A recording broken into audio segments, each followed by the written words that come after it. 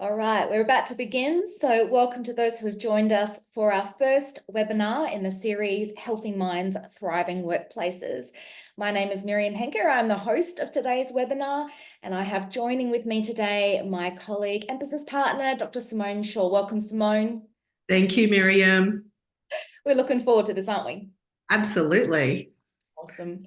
So today in our lunchtime learning webinar, we are going to be looking at understanding psychosocial hazards. And we know that you guys are logging in from all across the country and might be watching this recording, and you may already have some knowledge in this space, or this may be something very new to you. We hope that wherever you are in your journey of understanding psychosocial hazards, that you get some value out of today's session. So let's get into it. So over the course of today, we're going to look into what psychosocial hazards are. We'll provide a bit of an overview about the range of different types of psychosocial hazards and what to look out for. Before we go into what the common stresses are in the workplace that can contribute to workplace stress and have an impact on employee well-being. Then we'll go into some practical tips where we can explore ways in which you might be able to identify and assess psychosocial hazards in your organisation.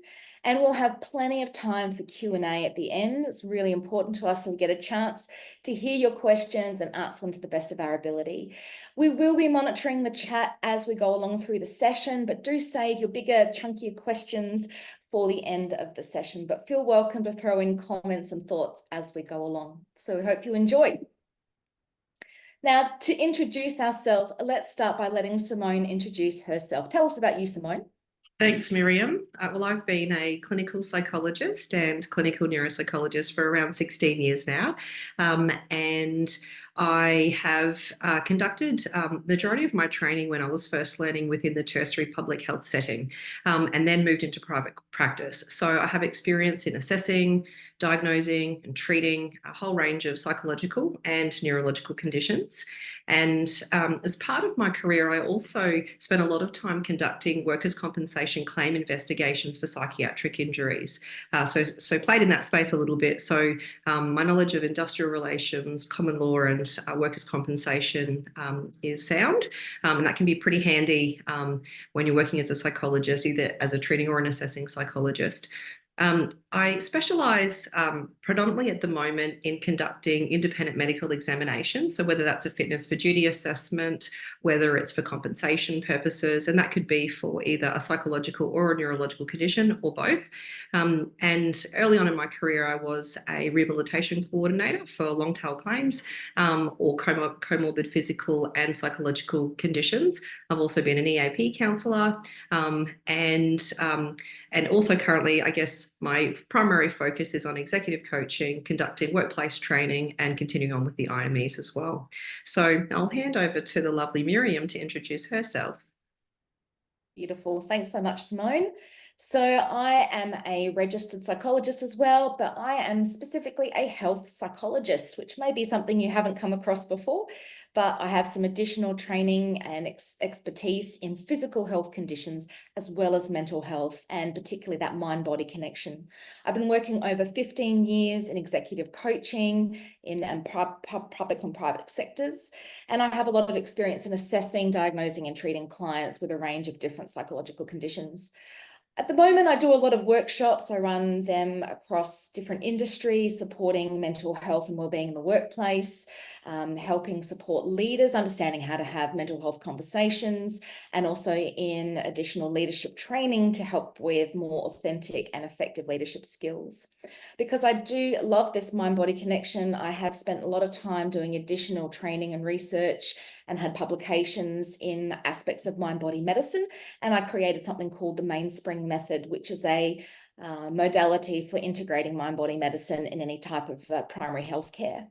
I also founded Quantum Retreats, and I'm also a co-founder and director of Lifespan Dynamics, a business I founded with my partner, Michael. We specialize in the distribution of photobiomodulation devices, also known as red light therapy, in case you're curious what that meant.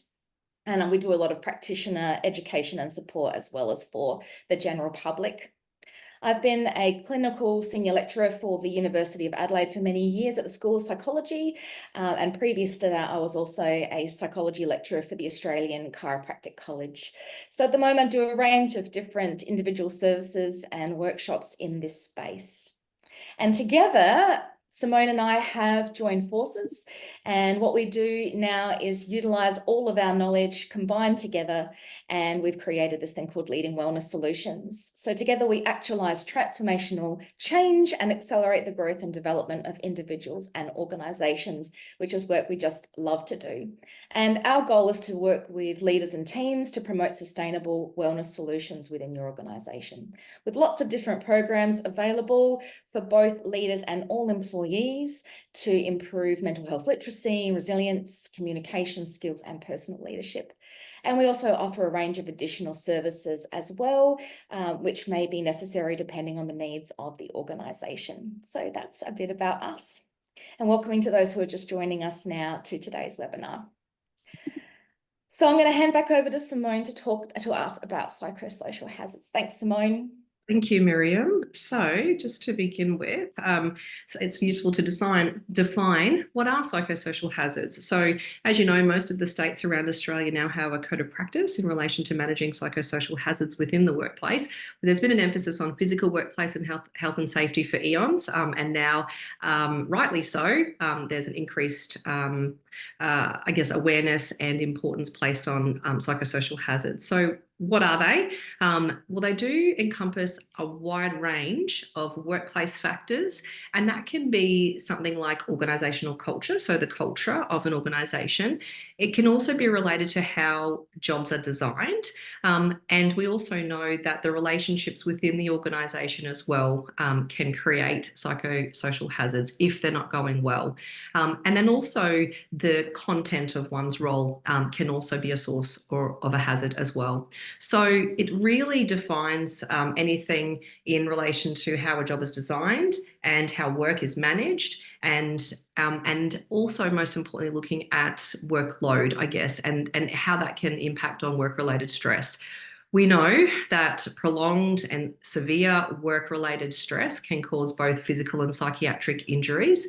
And so it's important to just pop that one back with the slide. So it's important to just to look at how we can prevent people from becoming unwell. I've spent a majority of my career working on the reactive end, and so it's so important to work in that proactive space. If we can prevent people from becoming unwell, needing to take time off work, then that's a really great thing for both the individual and the organisation, because we know that these psychosocial hazards can lead to significant costs for the individual and the organisation. We'll come back to that later. So there's a legislative requirement now for organisations to not only recognise but also to address psychosocial hazards in the workplace in order to create a safe and supportive work environment for your employees. And so a big part of this really comes down to education for both staff and management in relation to mental health literacy, in relation to psychosocial hazard recognition, and also understanding everyone's rights and responsibilities in that space as well. So let's just unpack what are some of those common psychosocial hazards, and you probably have seen or heard of many of these before. And we will unpack these a little bit later as well. So the demands that someone has on a job, whether high or low, in terms of their workload, that can be hazardous for the employee. We also know that jobs that lack autonomy or control, if the employee doesn't have a say in what they do, that can be a hazard. We know that the number one predictor of job satisfaction, of tenure within an organisation is leadership. And so if leadership is lacking or poor in that space, then that can create a hazard for an employee.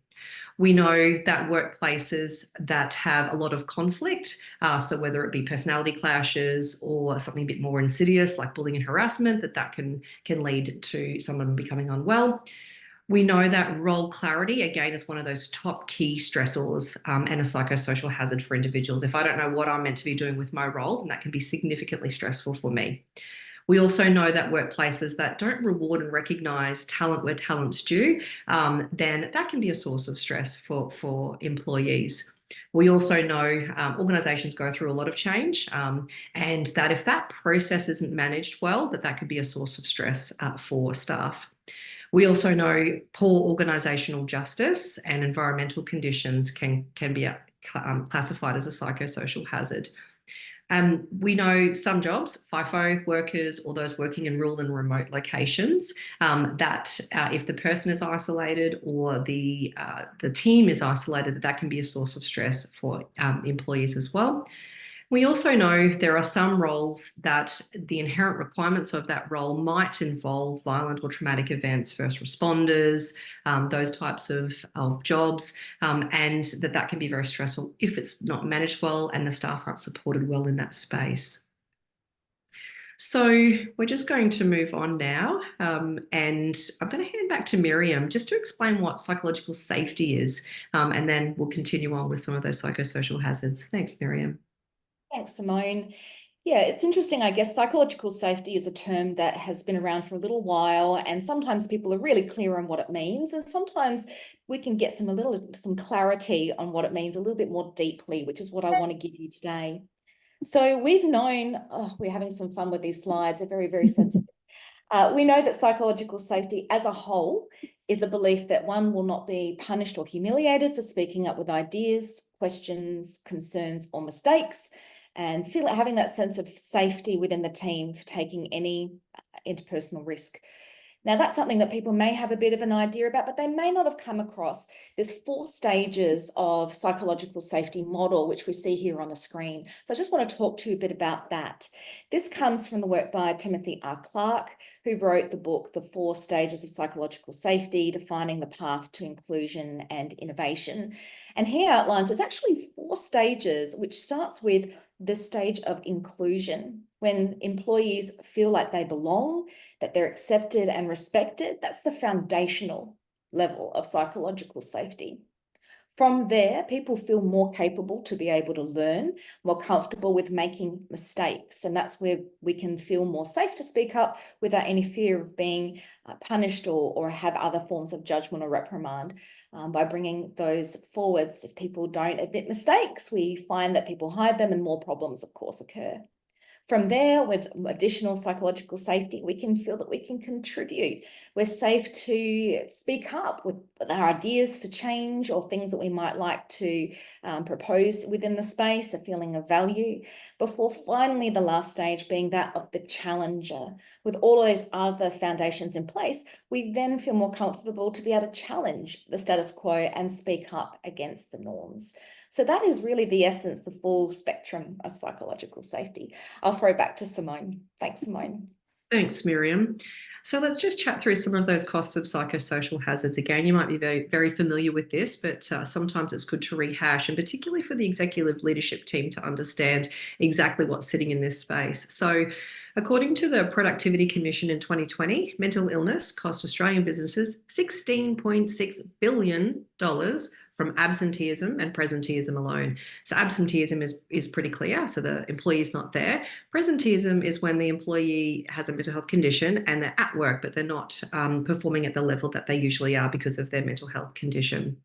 We also know that 12 million days of reduced productivity are due to mental illness in Australia per year. And we know that the median cost of psychological stress claims in 2019 to 2020 was 46,400, which is 3 times the median cost of other serious compensation claims, which is around 14,500. We also know that the median time away from work due to long-tail stress claims is 27 weeks, and that's 3 times more than the median time for all claims, which is only sitting at 7 weeks. We also know that the longer an employee is away from work, the likelihood of them ever returning reduces significantly. So if we can prevent that, that's a very important thing and cost-saving thing to do. And finally, we know that workers' compensation for stress-related disorders is costing around $200 million per year in Australia. In relation to the costs We are having fun with these slides. Here we go. The impact on the individuals. So it can vary, and it can be low level, or it can lead to something more significant. So a person can experience stress, which isn't a psychological condition. However, stress can manifest in physical, emotional, cognitive, and behavioral symptoms. Then a proportion of those individuals can then go on to develop a mental illness or a psychological condition or a psychiatric condition. And so here we're looking at, we would mostly see in private practice, adjustment disorders, major depressive disorder, potentially general anxiety disorder. And we also see substance use disorders as well. And often they are comorbid, they go hand in hand. The person can have multiple conditions simultaneously. And so we also know that there's a proportion of people who will experience burnout, which is gaining a lot of momentum and attention recently. And so this is often underlined by a psychological condition or a mental illness, and it's the end result. The person just can't cope anymore. And so then with those individuals, if they are not coping, that can then lead to them losing their jobs, whether they are terminated from the organisation, medically separated from the organisation, they choose to separate themselves, or for other reasons, they're determined to be unable to perform the inherent requirements of their role, for example. And we also know that we don't live in isolation, that our home life can be affected too. So there can be significant strain in relation to those close relationships with loved ones, children, other family members, and the person being unable just to manage those personal responsibilities in that home environment. So as you can see, there's significant cost for the organisation, but also significant cost for the individual as well. So with the organisation, what other impacts do we see, not only with a financial perspective? Individuals can take stress leave, and we looked at the impact of that. So 27 weeks and about $46,000 that can lead to costs in that space. Staff just aren't at work. So that then can affect the rest of the team and can affect the organisation if it's a small organisation. We know that in particularly the case of presenteeism, the person has symptoms, maybe they're not able to access treatment, or they don't understand or have insight into what's going on for them, so aren't getting the right treatment, don't have an accurate diagnosis, then that can lead to reduced productivity. Most psychological conditions have cognitive components to it, so whether it be reduced concentration, difficulties making decisions, problem solving and memory issues, etc. And that can obviously affect performance in the workplace. So then if we have staff, we have people who are either present or absent or leave the organisation, then that in turn will result in recruitment costs. And depending on the size and the type of industry that you're working within, that can be significant and lengthy in terms of the time that it takes to address those. And we know that, unfortunately, there's also work cover claims and then increases to insurance premiums that sit underneath that as well. So if we can do something to prevent people from becoming unwell, to keep them flourishing and thriving in the workplace, and to take early intervention, then ultimately we're going to have be able to mitigate or manage potentially some of these outcomes for both the individual and the organisation. So what we're going to do now is we're just going to chat through some of those common stressors within the workplace and how that can impact on employee wellbeing. So the research shows us that there are probably 3 key areas in terms of sources of stress within the workplace. So on that relationship side of things, that can be a relationship with a manager, it can be a relationship with peers, and then just globally dealing with conflict in the workplace. We're going to unpack these in further details. So the second major area that causes stress for employees within the workplace is how a job is designed, and understanding, does the employee know what's expected of them in their role? So having role clarity, how many demands are placed on them. So if there's too lower demands or too high demands, that can be a source of stress. And what level of autonomy or control that person has, what say they have in terms of the work they do and how they do it. The final area in terms of a common source of workplace stress is change and that change management process. So let's look at each of these in turn now. In relation to relationships, looking at the stressful components of that within a workplace, well, I mentioned earlier we can have personality clashes. So, being at work, we spend a lot of time there, and it's wonderful that we can develop friendships, but sometimes we do have personality clashes. We come from different backgrounds, different experiences, and that can just happen in the workplace. We know also that some people have more resilience than others, and those who lack personal resilience and emotional intelligence, then sometimes they have a harder time regulating their emotions and dealing with stress in the workplace, and then that can lead to interpersonal conflict or issues with other staff.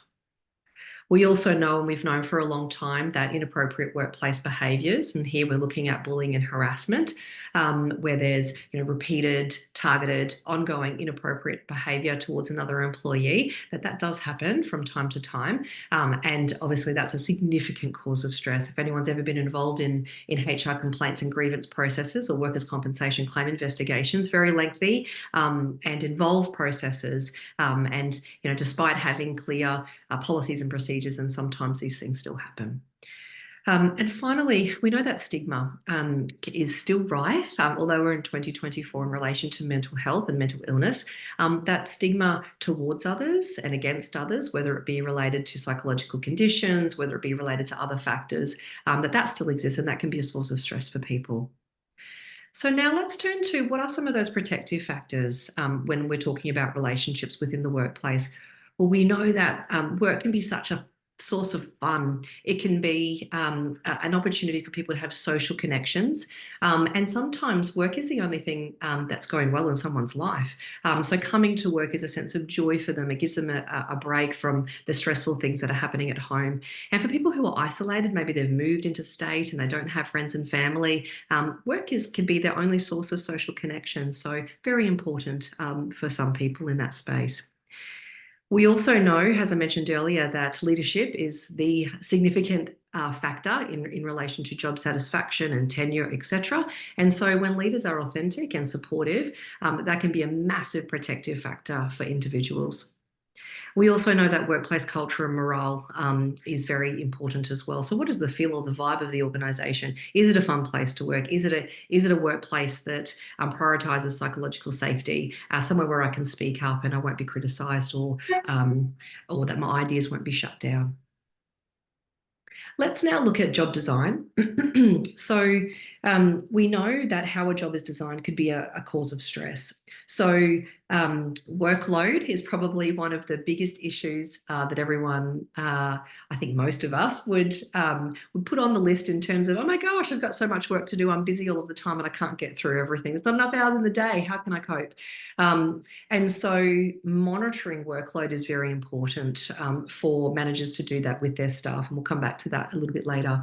So if staff are struggling to meet deadlines, they're feeling overwhelmed, they've got conflicting priorities, and they're unclear of what their expectations are in terms of what's within their remit and what's not, and that can be significantly stressful for an individual. So what are some of those protective factors? We know that having a variety of work to do and a choice of different tasks to do and how that person approaches those tasks is a significant protective factor. If I know what's expected of me, I've got variety in those tasks and I get to choose how I can do that, and that can mitigate some of that workload. And dovetailing into that as well, if my manager's got my back and is supportive, then that's also another protective factor in terms of that workload.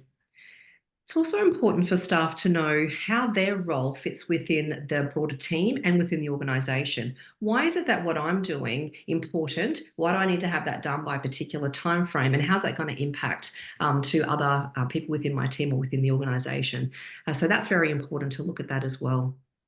Talked about control and autonomy earlier. And so just in terms of that job design space, it's important that communication is clear, transparent and regular. So I would always be recommending that HR managers or people leaders in general are having regular one-on-ones with their staff members, that there should also be regular team meetings. And we also want to promote a climate of psychological safety so that staff feel that they're able to provide feedback to their direct line manager for whatever reason, whether it be personal or work-related, and so that you can take action in that space and support them in that space. So finally, we're going to talk about change.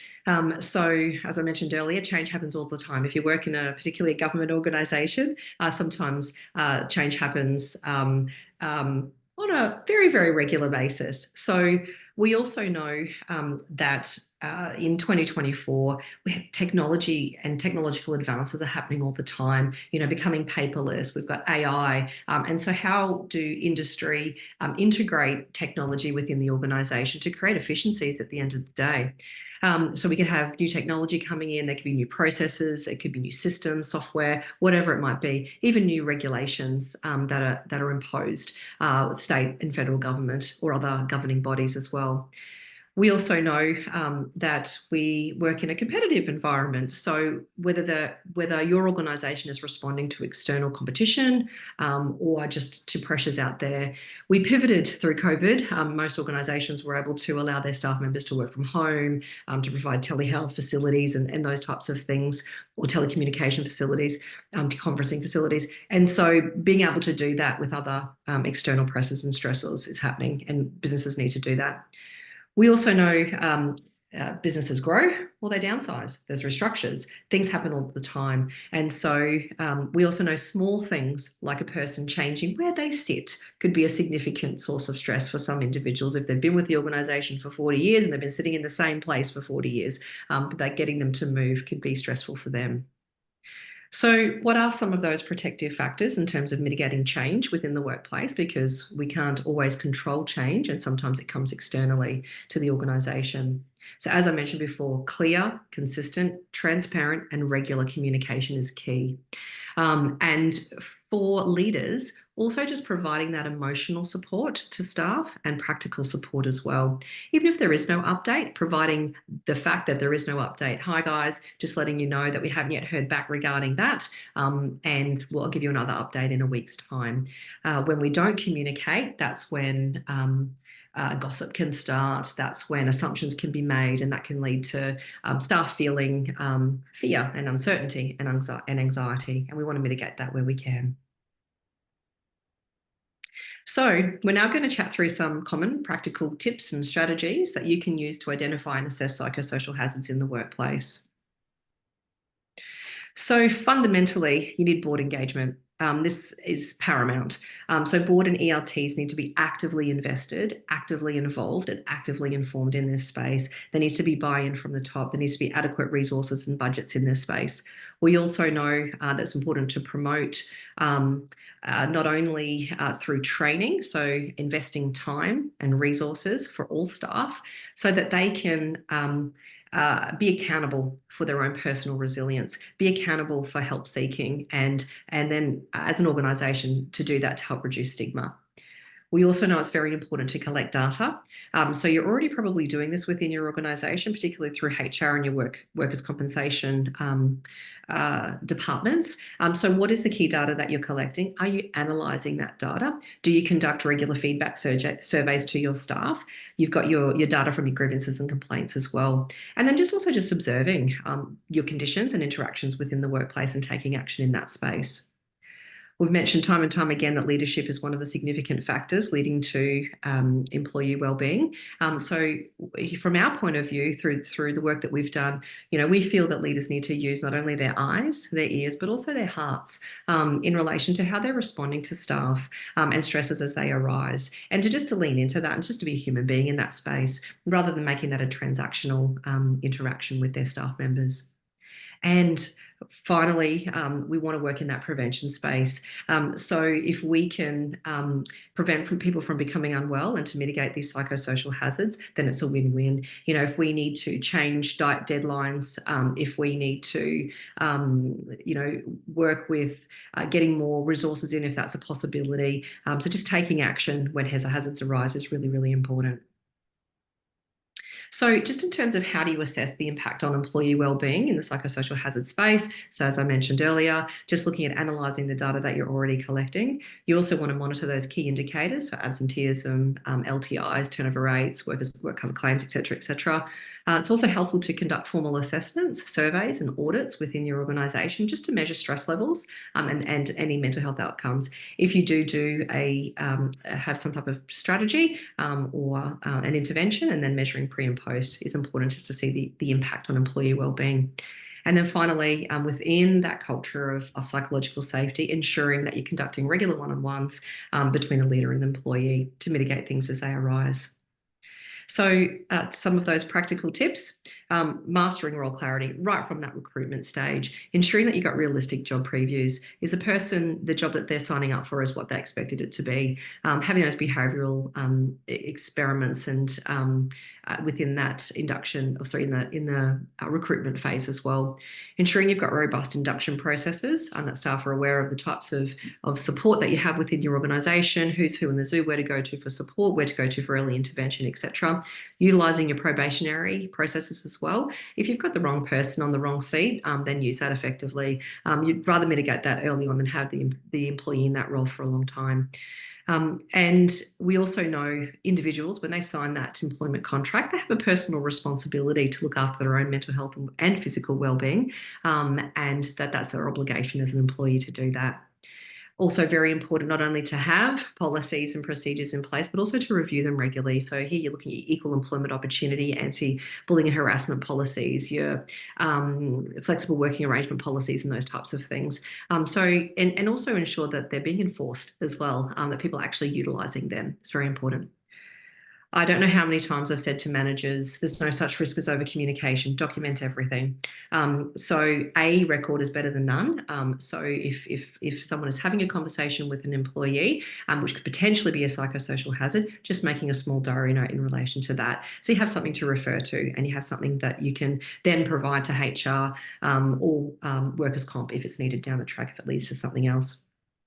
And I'd recommend all organisations have, big or small, have an EAP provider, and within that having a dedicated relationship manager, ensuring you're accessing all of the valued add-ons that are available there to you, and ensuring that you're getting regular reporting back to look at trends in the space in terms of the employees that are accessing EAP, why they're accessing it, so you can mitigate any risks that might be coming up in that space as well. We're having a lot of trouble with these with these slides, so my apologies for clicking too. So I'm going to hand back to Miriam now just to talk about next steps and our Q&A. Amazing. Thank you so much, Simone. You've just gotten through so much content, and I hope you're all getting some great value from the session today. We've got some more webinars coming up because we'd committed to doing a monthly webinar over a 6-month period to let people know about leading wellness solutions. So these are the ones we've got coming up, and they're on the second Wednesday of each month. So next webinar in July, we're going to be looking at building a supportive work culture, specifically some practical strategies and tools for fostering a supportive work culture that prioritizes the employee wellbeing and mental health. We love that.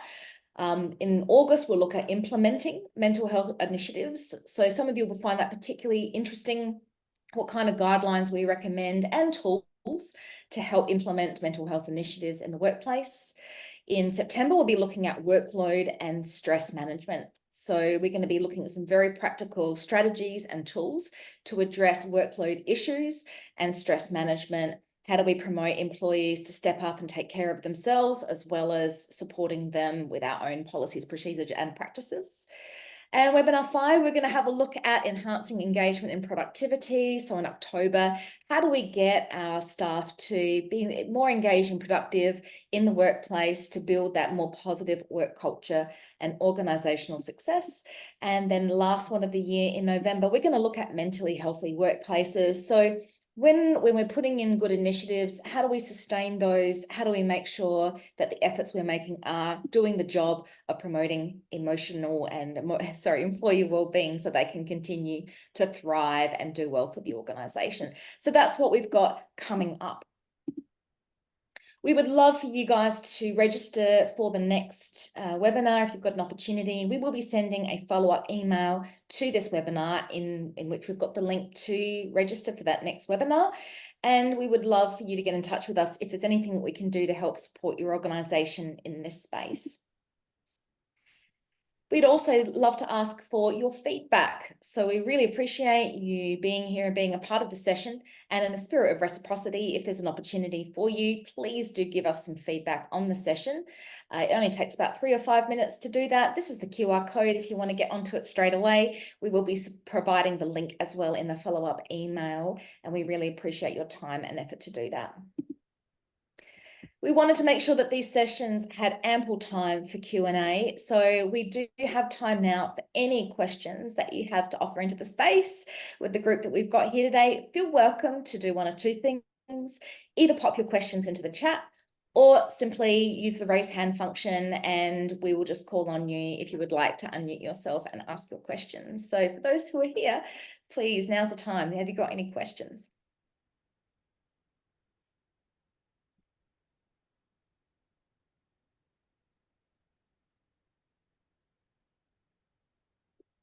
Don't be shy. Yeah, we're here to help. I'm sure there's some burning questions. Hey, here we go. Thanks, Holly. We appreciate that. And if you do think of any after the session, of course, we're happy to answer them later on. Well, if there are any other questions, we just want to thank you so much again for joining us today. We hope you got value from the session and we hope to see you at one in the future. So thank you so much and we look forward to supporting you. Thanks so much, Simone. Thanks, Miriam. Thank you, everyone. Have a great afternoon.